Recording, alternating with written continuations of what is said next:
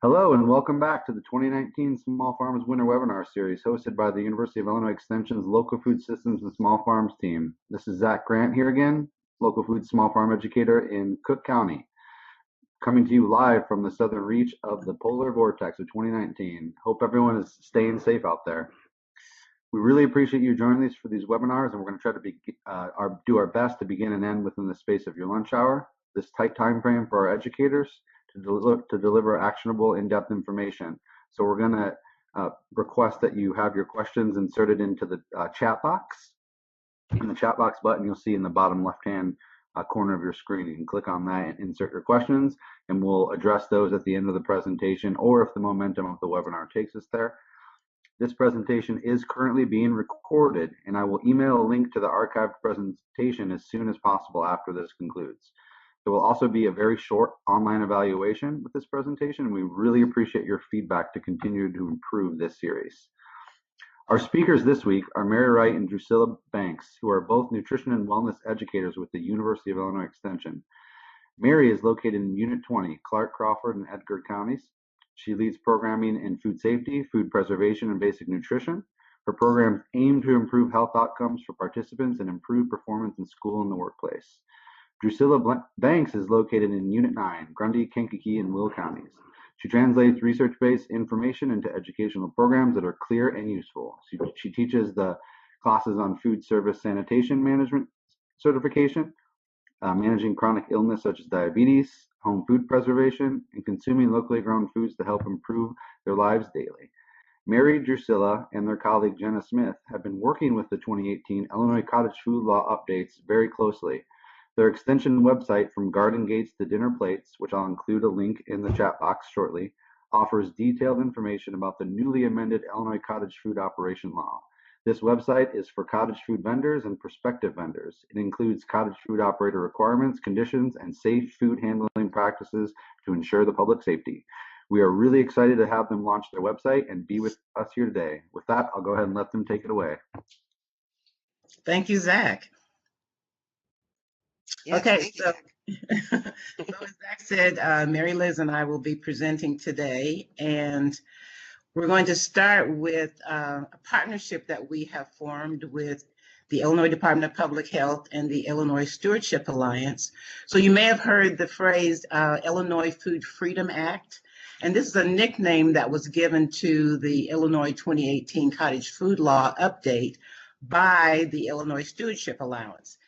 So it is exactly the same thing. It's just their name for the 2018 update. And they were the ones who championed this update. In fact, we've had two updates and they championed both of those. So they've actually given them those updates this name, which is, it's kind of nice, Illinois Food Freedom Act. And it's the same thing as the 2018 Cottage Food Law. Okay. Okay, so what is a cottage food operation? The law has been around for quite some time. 2012 was really one of the first times that Illinois adopted it, but the cottage food operation is defined by a person who produces or packages non-potentially hazardous food or drink, other than foods that are prohibited, in a home kitchen, which is part of the person's primary domestic residence, appropriately designed, but not a commercial kitchen that is open for inspection. So it is products produced in someone's home that are then sold at a farmer's market. Okay, slide number 5.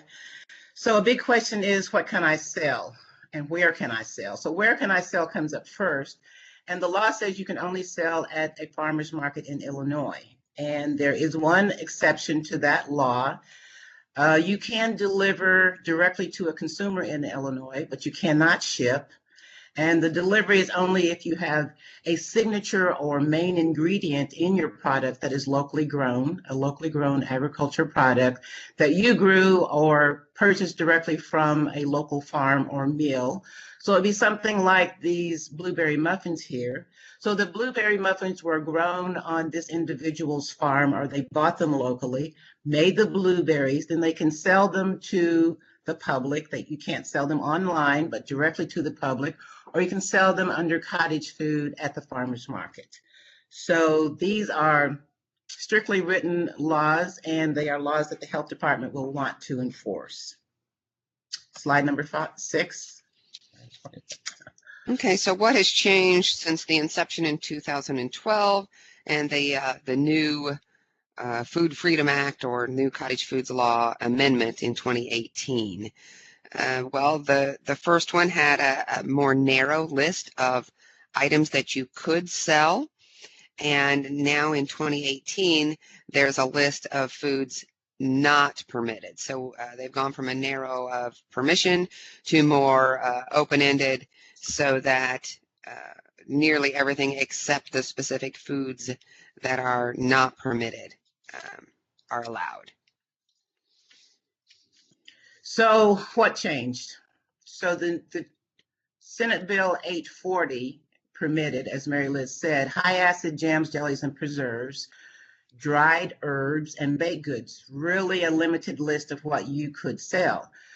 The updated Senate Bill 457 permits foods and drinks, which is just a really broad category. So the list of things that you cannot sell has been changed to a list of 14 prohibited categories.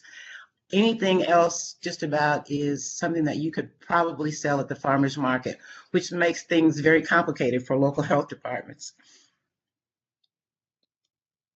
Yes, absolutely. So what is on that prohibited list?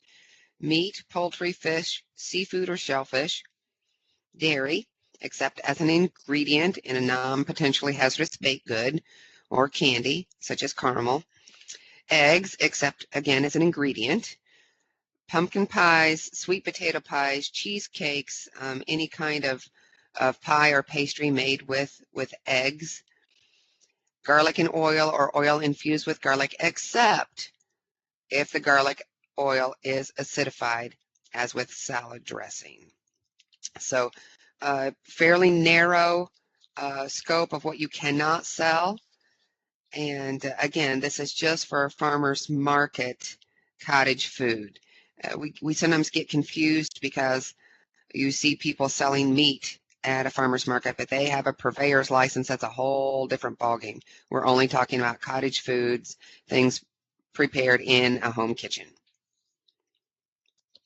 So the list goes on what's prohibited. Canned foods, except for the following. So you can sell canned jars of fruit jams, fruit jellies, fruit preserves, or fruit butters.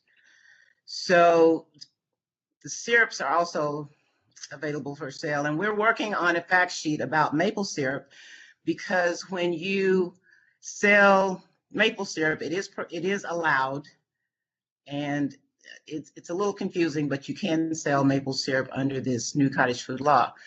What is prohibited, again, too, are whole or cut fruits canned in syrup, acidified, these are acceptable things, acidified fruits and vegetables, and acidified means that you've added acid. You can also sell condiments such as prepared mustard and horseradish or ketchup, as long as they don't contain an ingredient that's prohibited on the prohibited list. And you cannot sell sprouts. Sprouts are prohibited.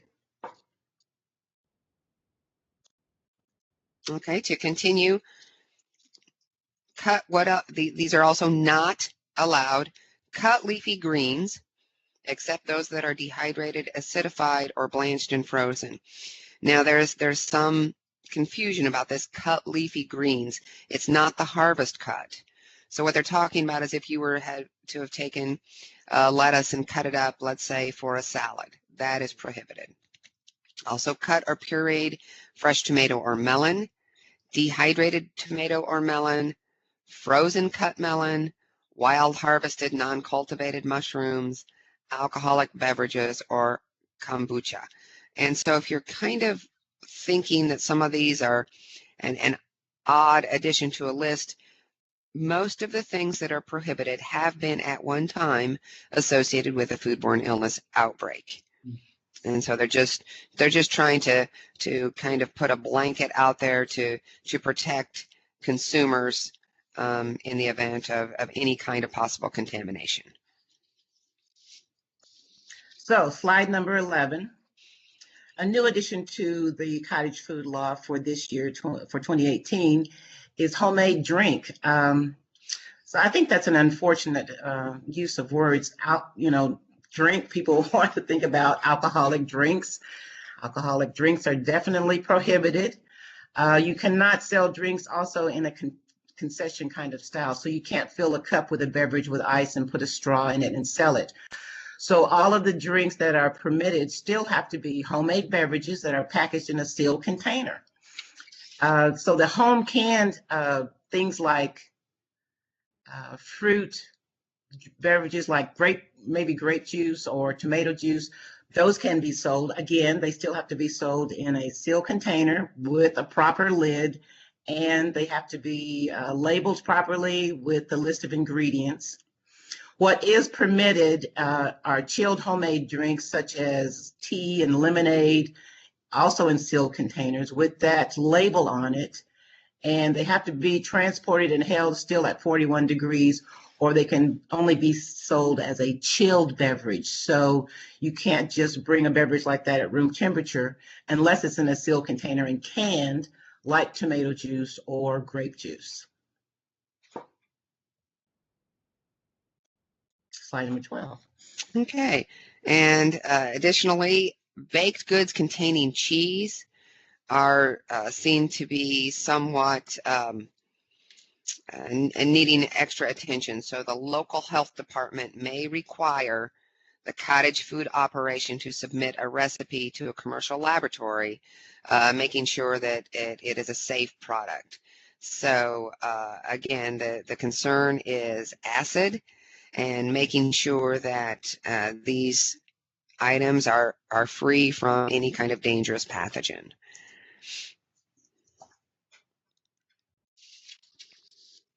Okay, what does acidified mean? So the law specifies exactly what they mean by acidified. Acidified foods are when an acid or acid foods are added to a product to reduce the pH to lower than 4.6. And you remember on the pH scale, the low numbers are the acid foods. So it also should have a water activity level of greater than 0.85.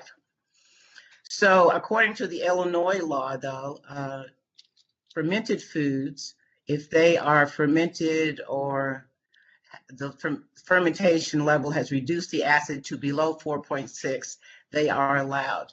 The USDA or Cooperative Extension Service recipes have to be used here, or they're strongly recommended here, because a pH level developed in a fermented food is a product that has sat and allowed the natural bacteria to reduce the acid in these foods like sauerkraut or kimchi or crock pickles to that low acid. And the USDA recipes have been tested so that this process, when you follow the recipe correctly, you will get an acidic product in the fermented sauerkraut or the crock pickles. So how do you acidify? You add a specific amount of acid such as vinegar, citric acid, or bottled lemon juice. And the recipes do specify bottled lemon juice simply because fresh lemon juice, lemon on a tree from one area to another, the pH level or the acid level can vary. Bottled lemon juice is consistent in its acidity. So fresh lemon juice cannot be used, only bottled lemon juice. It's highly recommended that you send your acidified and fermented food samples to a commercial lab. And when you send your product to a commercial lab, that is at the cottage food vendor's expense. What you're looking for is documentation from that lab that your food fits the definition of an acidified food. Some examples of acidified or fermented foods are, again, tomatoes and tomato products that have been properly acidified, pickles and pickle products, sauerkraut, kimchi, and even a recipe for a chilled coleslaw. And we do say chilled because that is a product, again, that has to be kept cold from the time you leave the residence and kept cold at all times until you have sold that product. So you have to figure out a way to do that, keeping that product chilled in a container that is insulated so that that product remains at a temperature of 41 degrees or colder. 14. Okay, so home canned food. So this is part of the whole cottage food definition, things prepared in your home. So home canned foods are preserved in a vacuum sealed container that is heat processed sufficiently to safely store the items at room temperature. They must be processed in a boiling water bath canner method, must use the commercial Mason style jars, must use new lids, and must sterilize jars for foods that are processed for less than 10 minutes. So your jams and jellies, those popular items to be sold as cottage foods that usually have a processing time of less than 10 minutes, need to be sterilized by putting the empty jar in boiling water for 10 minutes. So what are the two canning methods? There are two canning methods. We'll start with the boiling water bath canning.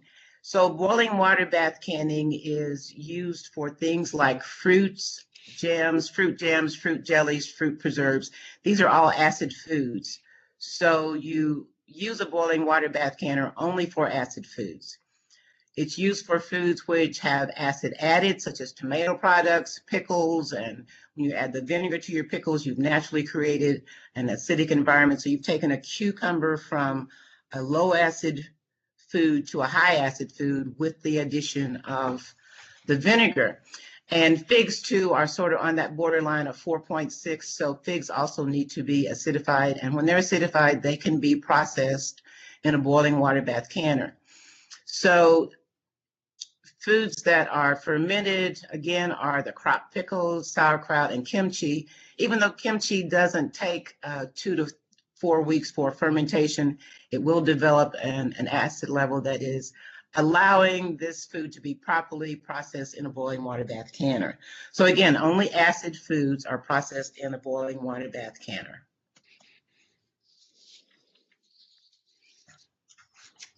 Pressure canning. Okay, so sorry. Pressure canning, again, we were talking about the cottage foods only allowing high acid foods to be sold. Pressure canning is what is used for low acid foods, things like vegetables, meat, combinations of low acid vegetables as in soups and other mixtures. That being said, those types of food are not allowed in a cottage food operation. The danger here is with a low acid food and the possibility of the contamination with Clostridium Botulinum spores. And when you're doing home canning, we want to make sure that those low acid foods are processed up to 240 degrees, which will kill the Clostridium Botulinum. Now, that being said, again, only high acid foods, foods that have been acidified, are allowed to be sold as cottage foods. Question always comes up about tomatoes. Yes, tomatoes must be acidified even if you process them in a pressure canner.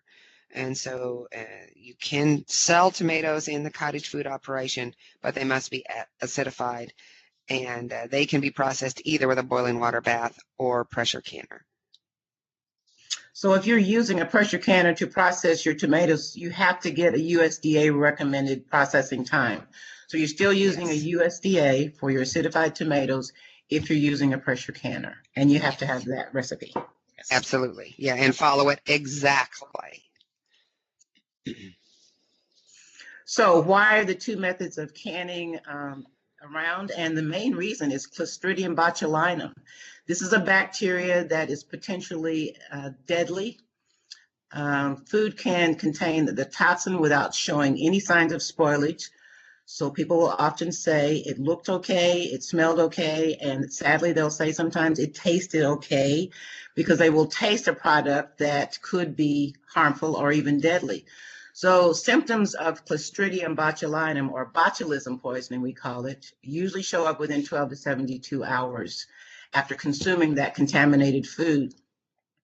The symptoms are blurred vision or double vision because that toxin starts acting in your brain first, difficulty swallowing, speaking, and breathing. And this can lead very quickly to death. It's simply a toxic bacteria. So you can produce food safely by following instructions and using the proper canning method and using recipes that are tested so that you don't encounter Clostridium botulinum or botulism poisoning. Okay, so additional guidelines for canned tomatoes. We hit tomatoes really hard in this presentation simply because they're a very popular item to home can, and everyone thinks they have the most fantastic salsa recipe or spaghetti sauce recipe and they want to sell it. So we want to make sure that people who are involved in cottage foods are keeping their products safe. So when you are canning tomatoes, you must follow exactly a USDA or a cooperative extension recipe. You might think that you can invent or add a little of this and a little of that to salsa. That's fine if you're going to eat it at home fresh. But if you're going to process and preserve your salsa, you must follow the recipe exactly. It also must be acidified. So we need to add a tablespoon of bottled lemon juice or a quarter teaspoon citric acid or 2 tablespoons of vinegar per pint. You would, of course, double that per quart. Or if you would like, you can submit the product to a commercial laboratory for testing. Only use a variety or the exact proportion of variety tomatoes for all subsequent batches. So we're very serious about this because it's a food safety risk factor. So, Mary Liz, I think this will eliminate some people using their recipe that they developed at home themselves. Absolutely.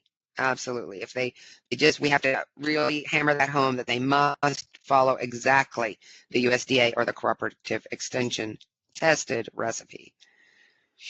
So if you're only interested in selling your own recipe for salsa, it won't be allowed unless you've had it tested at a private commercial lab that says it is at the proper acid level. Yes. Yes. So now we're going to play a little game called Can I Can It? So the first item here is corn. Can I can it? The answer is no. Corn is naturally a low acid vegetable, and you cannot can it unless it is sufficiently acidified. So if you turn your corn into corn relish or corn salsa, that is high in acid, and you should use a tested recipe, and you must provide then a documentation or some kind of document from your private lab that says it has reached the proper acidity level. So corn only if it's acidified. Okay. Can I can it? Pumpkin butter. No. Pumpkin is a very low acid. It's also a very thick, viscous product. So you'd want to make sure only high acid fruit butters are sold. You could send a sample to a commercial lab, and if it is documented to have a pH of 4.6 or lower, it would be permitted, but the USDA does not even recommend canning pumpkin butter or the other kinds of squashes because of the low acid problem. Can I can it? And this is mustard. And the answer is yes. Homemade condiments such as prepared mustard, horseradish, or ketchup are allowed. What is prohibited are those prohibited ingredients. So you can't make beer mustard or wine flavored mustard or add any alcohol to your mustard recipe. It has to be a recipe that is only acidified with those foods that are allowed, and alcohols are not allowed. So no matter how good your beer mustard is, it's not allowed for sale under cottage food. Can I can it? Pepper jelly. No, unless sufficient acid is added and documented by a commercial lab. Again, the concern is the acid level of the product. Can I can it? This is spaghetti sauce. And the answer is yes, but you can't add any meat or dairy or cut leafy greens like spinach or other prohibited foods to your tomato or your spaghetti sauce. You also have to use a USDA or Cooperative Extension Service tested recipe. You can also submit your recipe to a private lab for having that acidity level tested so the pH level is 4.6 or lower. So as long as your spaghetti sauce doesn't contain any prohibited ingredients, you followed a extension or USDA recipe, or you've had it tested and can document the acid level, then yes, you can sell your tomatoes. Okay, chilled and frozen products. Unless on the prohibited list, a food product may be kept chilled or frozen. Must be held at 41 degrees as measured by a food thermometer. So you as the vendor need to have a thermometer on site so that it shows that the food is being held at 41 degrees or lower. If you're selling frozen items, they must be held at 0 degrees or lower and kept frozen solid. Under the Local Food Business Opportunities Act, a local health department cannot limit a vendor's choice of refrigeration or freezing equipment and cannot charge a fee. And what they mean by that is they cannot require you to have a commercial freezer or refrigerator on site. You are allowed an alternative method of refrigeration, and by that they mean insulated, hard-sided, cleanable cooler with a sufficient amount of ice. So the holding temperature is the important factor here. If you have a cooler that can hold your items at the required temperatures, you are within compliance of the local health department. This isn't just a matter of, oh, it's going to be held for a couple of hours, and as it thaws, I can sell it. You just want to make sure those temperatures are held consistently, and the local health department can regulate that. So the labeling requirements have not changed. They are basically the same as they were before the cottage food law was amended. So on the label, you have to have your name and address. That is your home address and your name. No P.O. boxes are allowed. You have to have the common name of the food. So if you're calling it Skippy Dippy blueberry jam, you still have to put somewhere on the label that it is blueberry jam. You have to put the date that the product was processed or prepared. So it does require a date. These can be handwritten labels or they can be beautifully done on a computer with stick-on labels.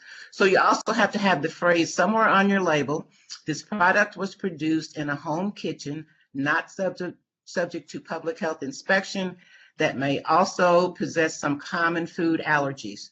So that is required because some people and some children especially are very sensitive to some allergens, and even if a food is prepared in a kitchen where maybe there are peanuts around, some people are that sensitive. So that information is on the label to protect the people who are extremely sensitive to food allergens. You also have to list all ingredients that are in the food product, including any color or artificial flavorings and preservatives, and they have to be listed in descending order by weight using the common name. This is standard, has not changed. Allergen labeling, as specified in federal labeling laws, also are required. Okay, so allergen labeling, what does that mean? That within the ingredients, you must identify if any of the ingredients for the product are part of the 8 most common allergens, and so they're listed there. If you have milk as an ingredient, or eggs, wheat, peanuts, tree nuts, soy, fish, or shellfish, you must label your product using one of the following 2 options. You can include the allergen in the ingredient list, or include a separate allergen statement beginning with the word contains, and you see that one most often. And so this is just to alert consumers that the product does include one or more of those common allergens. So this is an example of a properly prepared label. You'll see that the information at the top, this product was produced in a home kitchen, not subject to public health inspection, that may also possess common food allergens, the common name of the food, chocolate chip cookies, the ingredients by weight in descending order, including every ingredient. Also, the allergens are listed in a contains statement, contains wheat, eggs, milk, soy, and walnuts. The person's home address, you have to put your name and your home address on the label, and the date that the product was produced. So this is a standard label that would be required on all cottage food products, whether it's a chilled product, a frozen product, a canned product. All foods have to have this label. These are the requirements. And this is an example of the point of sale placard that was mentioned a couple slides ago. And this just makes it very clear to any consumer that this product was produced in a home kitchen, not subject to public health inspection, that may also process common food allergens. So as Drew said, some people are extra sensitive to allergens, and the health department just wants to make it abundantly clear that there might be a chance of having some sort of residue on the product. Yes. Sampling. So sampling is huge to cottage food operators. You can increase your sales tremendously by providing a sample of whatever it is that you're selling. So the research says you can increase your sales by about 70% if you have sampling. So Illinois allows two options for sampling. So if you're a regular cottage food vendor, you can make prepackaged samples in your home kitchen. And this is an example in the photo. These are small containers with a lid. They have to be wrapped. They don't have to be labeled, but you do need to have some kind of label available so that people can see if there are any allergen ingredients, anything that they're allergic to in your sample. So there's no sampling certificate, no special certificate required under the regular cottage food operation if you are pre-packaging your foods at home before you leave. And they are brought to the farmer's market and distributed there.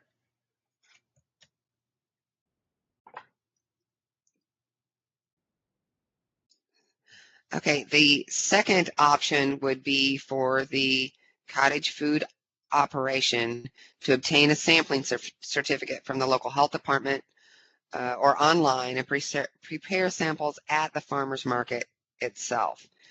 The certificates are good for 3 years. If you hold a certified food protection manager certificate, or we used to call it a food safety certification, the FSSMC is now the CFPM. If you hold that licensure, you simply have to pay a $10 fee and no additional training is required. Or if you do not and you're selling samples of offering samples of fruit or vegetables as a cottage food operator without the food manager certificate, you must take the training and also submit $40 to the health department. And you'll see there's pictures there to the side. Part of the training is to show how to set up a hand washing station within your vendor area. It is permissible to share a hand washing station with a neighbor cottage food operator, but you must be in compliant with the local health department requirements, and that being an elevated container of water, a spigot that can stay on, so it has to have some sort of a valve so that the water flow remains while you can wash your hands under a free flow of water. So I want to add one more thing, Mary Liz. Sure. That The Illinois Department of Public Health does not have a method for paying for these courses online. So you can send a personal check or a money order, but it has to be mailed. They are not set up to receive credit card payments. Oh, okay. I didn't know that. Thank Yeah. you. I just learned that too, because I went online. Mary Liz and I both went online and took the course.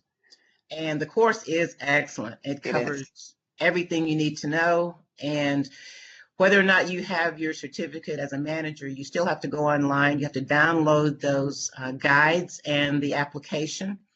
And we do have those available too on the Cottage Food website. So that'll help. Some registration and additional requirements for cottage food vendors.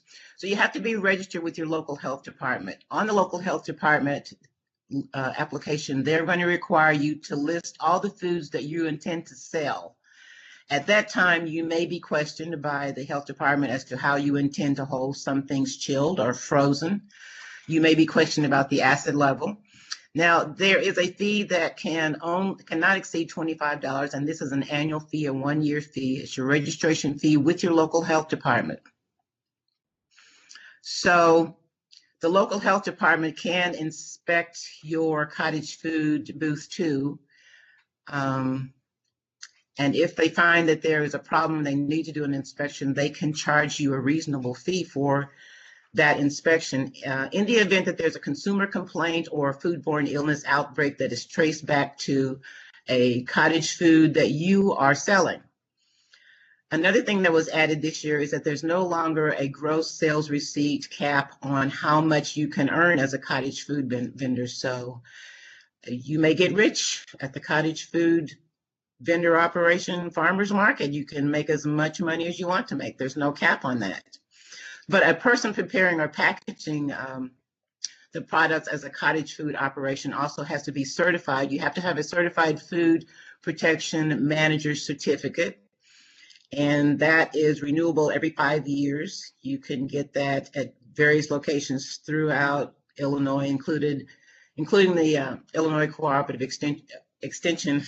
Well, I went way back, not cooperative, just extension. The city of Chicago is a little bit different.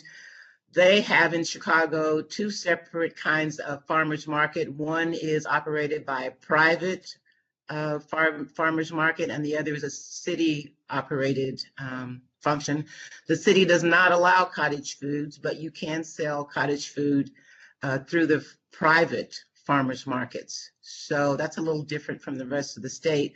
The city also requires you, the city of Chicago requires you to have a certificate that you have to purchase from their health department that is a City of Chicago certificate, in addition to your Certified Food Protection Manager's certificate. So the Illinois Department of Public Health may also invoke cessation of sales if a product has found to be misbranded, adulterated, or not in compliance with the cottage food law. So they do expect you to adhere to the new laws strictly, and they do reserve the right to shut down your vendor's booth if you are not in compliance. And this slide just shows some of our resources. We do have, as Zach mentioned at the beginning, a website from garden gates to dinner plates. This is a comprehensive website that has been undergoing some updating, and so there are portions of it out now. It will be complete in the next few weeks. You can also contact your local extension office or your local health department, and also the Illinois Stewardship Alliance, who has published the Illinois Cottage Food Guide. That is a nice comprehensive publication. So this is a slide that represents our website. Our website has been up probably for about 6 years, and it's been updated every time the Illinois legislators have updated the Cottage Food Amendment. So because that cottage food law was updated twice in 2018, we're a little behind in getting our information up, but it is being posted now. There are a few glitches still in that website, and we're working on that. Should have them all ironed out soon, but The website is called From Garden Gates to Dinner Plates. On the left-hand side, you'll see all the information that's included on the website. So we try to include all the information for food safety, as well as stating all the new laws and stating them more than once. So when you go online, you should be able to find all the information that you need. We also have FAQs, frequently asked questions. We have information about the labs. The labs that we listed are just an example of 3 labs that we contacted. You don't have to use these labs, but these are labs that we know will accept your samples and give the documentation that's needed. It's also a little evaluation at the end, and we'd appreciate it if you would complete the evaluations. That helps us to know what we need to do and how well this website actually assisted you as far as answering your questions and getting you ready to be a cottage food vendor.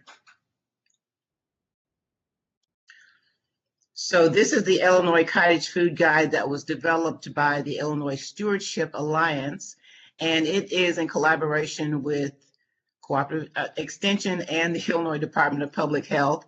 So you'll see our logo there, and we're going to put the new one up soon. But this is a document that was created with the partnership of the 3 agencies. And again, it is designed to give you information about the new laws and how to get started as a vendor. We don't give out copies of this.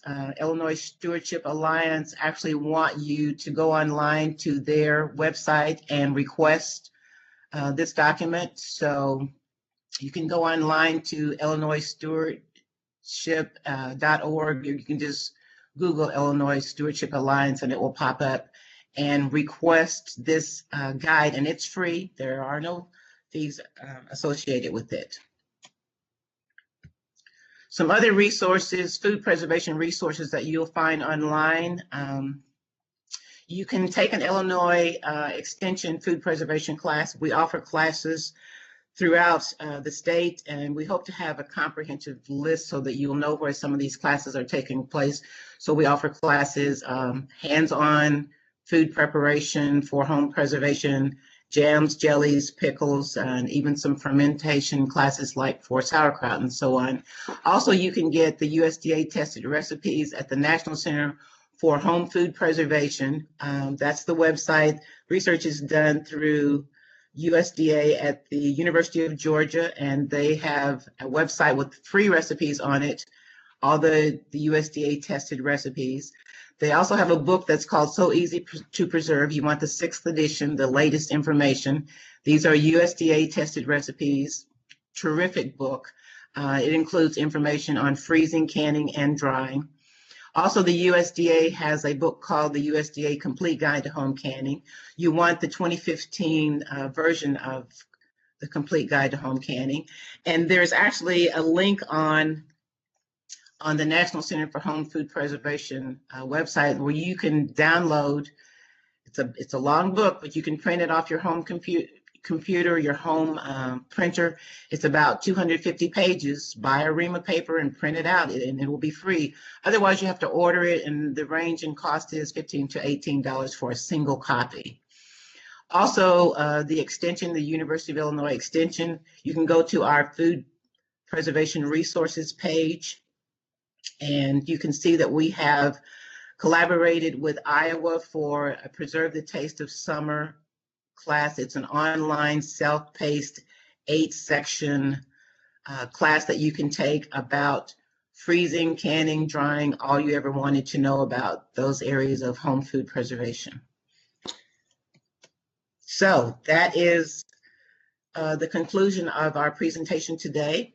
Any questions? I see questions over there, Zach. Oh yeah. So this has been really, really helpful, really great. Thank you guys so much. I have plenty of questions, and I'm sure some are going to pile in here. So let's just lead off a little bit with what you were just discussing. I had a question about future extension-based trainings around this, and you kind of answered that question. Someone asked the question, is the old Master Food Preservation certification coming back? I know that we did that at one time, and are these food preservation extension courses going to be kind of presented in the context of this new food law, or are they still going to be just more generalized for all audiences? So can you speak a little bit about that and any other trainings? Because it sounded like, in terms of sampling or sending off samples to get certified. I mean, it sounds like there's a lot of training opportunities around this. And are there going to be more of these things on the horizon? Okay, the extension, anytime we present a food preservation class, and our classes are called Yes You Can. Anytime we present a class, it is always in compliance with the USDA guidelines. So you will learn to make foods that you'll be able to sell at the farmer's market, because they will be in the context of being canned in a proper canning jar with a 2-piece lid, boiling water bath canning.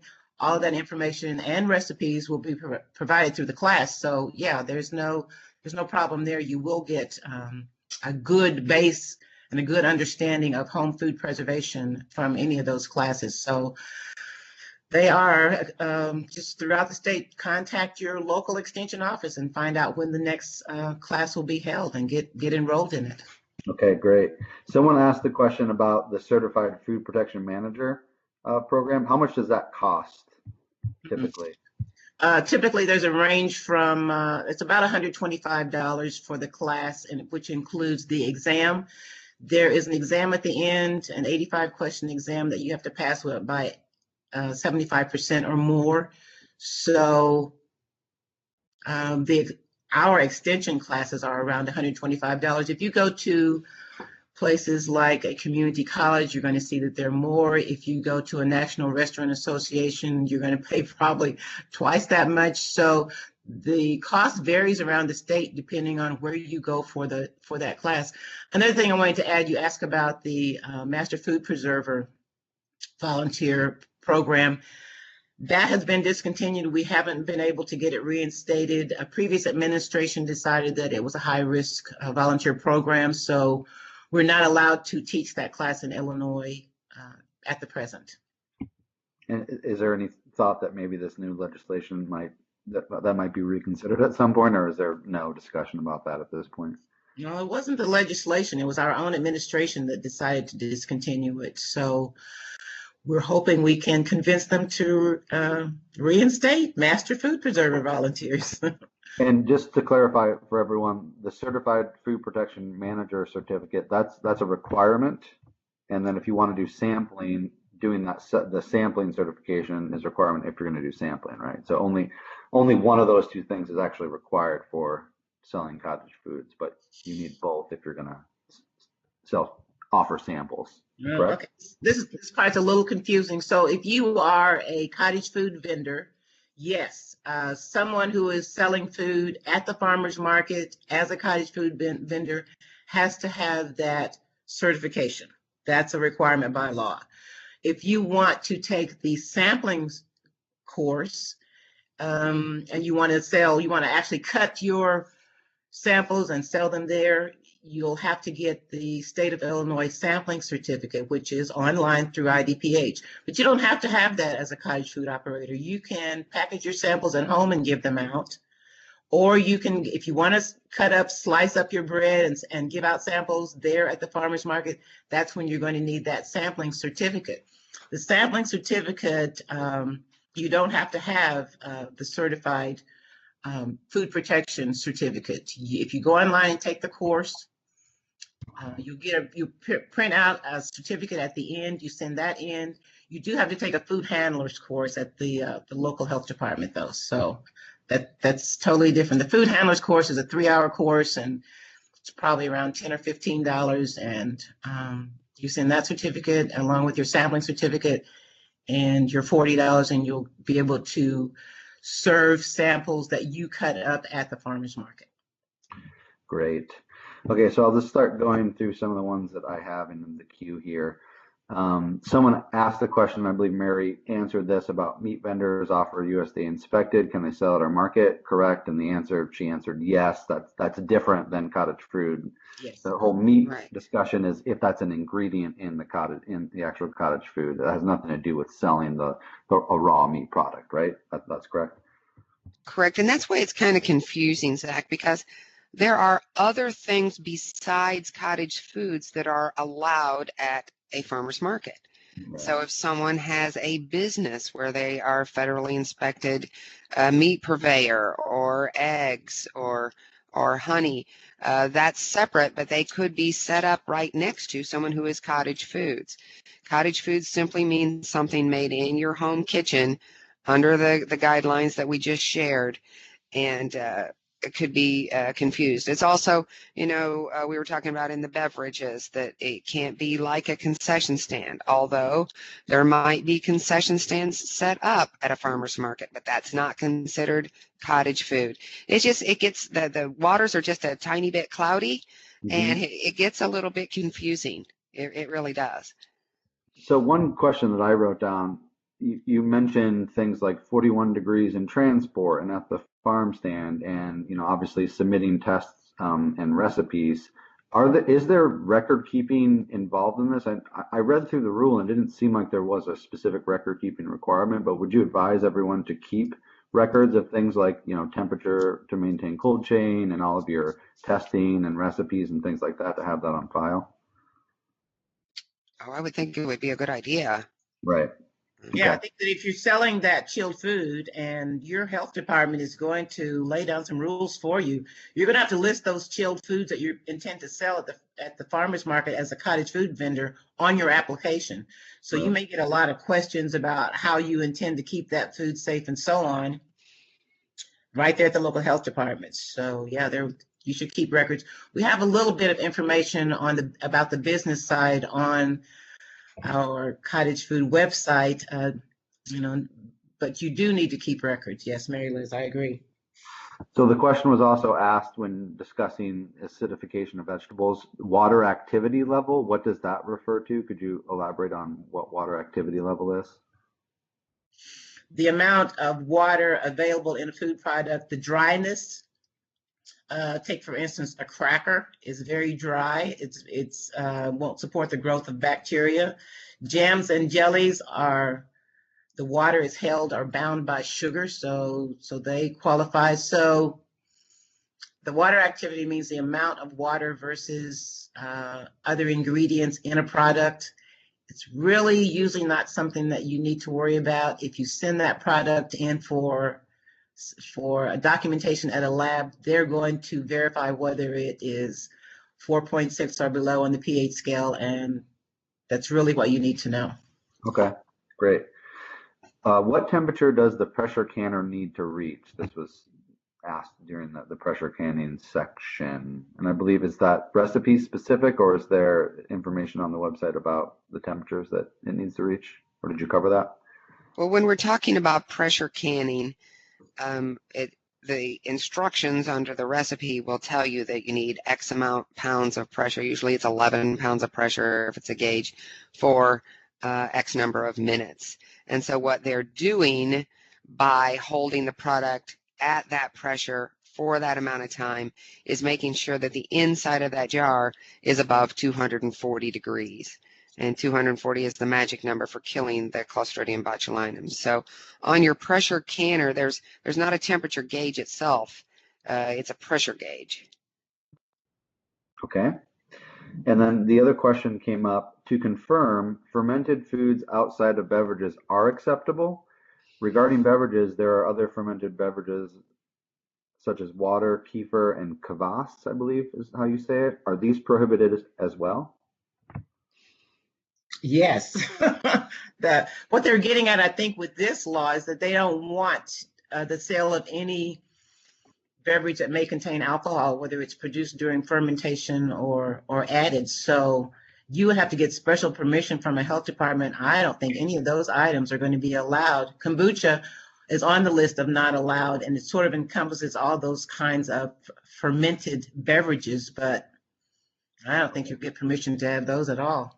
Yeah, Okay. definitely a question for your local health department. Okay, excellent. The question came up: how do we find a certified lab? I provided a link to the website, and you have a list of certified labs for recipe testing on the website, correct? Yes. Okay, excellent. Does the labeling requirement apply to school bake sales? Oh, excellent question. There is actually a separate law in Illinois called the Home Kitchen Law, and it is about bake sales and churches selling food and that sort of thing. And this is not cottage food at all. This is a totally different bill, a totally different law. I'm going to talk a little bit about it just because you asked, but your county has to actually pass this this law in your county before you can actually sell. So this is kind of a gray area that that there are some laws on the books about in Illinois, but it's not cottage food at all. It's selling food at a school. You cannot sell cottage food at a school. You have to sell it at the farmer's market or from your own private land where you have grown a product. So cottage food cannot be sold at a school. That's just it, not for sale at schools. So the things that you're selling at a bake sale at schools, totally different law, totally different. Okay, thank you for that clarification. I had another question in regards to the Chicago farmers markets because I'm up here in Cook County. I knew that there was an additional certification that the city would be requiring for the private farmers market. So what you're saying is that if there's a farmers market that is sponsored or run or managed by the city of Chicago, cottage foods are not going to be allowed for sale at those specific markets at all. Is that correct? Yes, you can go online and see that about half the markets, farmers markets in Chicago, are sponsored by the city of Chicago, and about half of them are sponsored by private businesses, such as Eli's Cheesecake. They have one on Thursday. That's a private farmers market. So you can look at the list and see who's private and who's not. You cannot, the city of Chicago has not allowed the sale of cottage food at all. You'll have to go through a private market. Okay. And we have an organization up here called the Advocates for Urban Agriculture, or AUA, and they've actually worked on, not on this, I know Illinois Stewardship Alliance was instrumental in this legislation, but they've recently passed and helped work on some new urban ag legislation. So I'm gonna contact my partners there and we'll see if they're working on this. I haven't heard anything about that part of it, so that's interesting to hear. I would assume that there'd be some pushback with that and confusion why it'd be allowed everywhere else except for city-sponsored farmers market. So that's interesting. We'll have to stay tuned for that. The Mayor's Office of Special Events sponsors the city-sponsored farmers markets in Chicago, but you'll find there are lots of laws that that Chicago has a little different twist on. So. Right. Okay. Yeah, right. So I had a question regarding, because there was a couple questions that came up that that are still in the chat box about selling at a farmer's market, so on and so forth. And just to clarify, because you and I had, just to clarify for everyone, Mary, Drusilla, and I had some interactions earlier discussing Food Safety Modernization Act and some of these other new federal laws for produce growers and how it might relate to this. And I know in their definition of a direct end user at the federal level, that includes farmers markets and CSAs, but it also includes things like restaurants and like local grocery stores. And just to be clear, for the cottage food law, their definition is only at farmers markets or direct delivery to consumers. This wouldn't be you couldn't provide cottage foods for a local restaurant or for a local grocery store, correct? That is correct. And Okay. again, the distinction being it's a product made in a home kitchen, Right. not subject to the commercial grades and inspection. So if you were wanting to sell to local grocery stores and restaurants and move to that level, then you'd have to look into actually having a certified commercial kitchen for producing your product. Yes. Yes, that's correct. Okay. I see a question, can I sell from my farm stand? And that. Yes, that was another, yep, perfect. So what about that? So that, yes, if it's a product that they actually grew on the farm, right? Mm-hmm. Right. But not her home canned jams and jellies. Right. See, that's the distinction. Yeah. You can sell your strawberries from your farm stand, but not strawberry jam if you've made it in your home kitchen. You can take that strawberry jam and sell it at the farmer's market on a Saturday around your square, but you can't sell it at the end of your lane. Oh, okay. Which is odd. I think that's an odd distinction.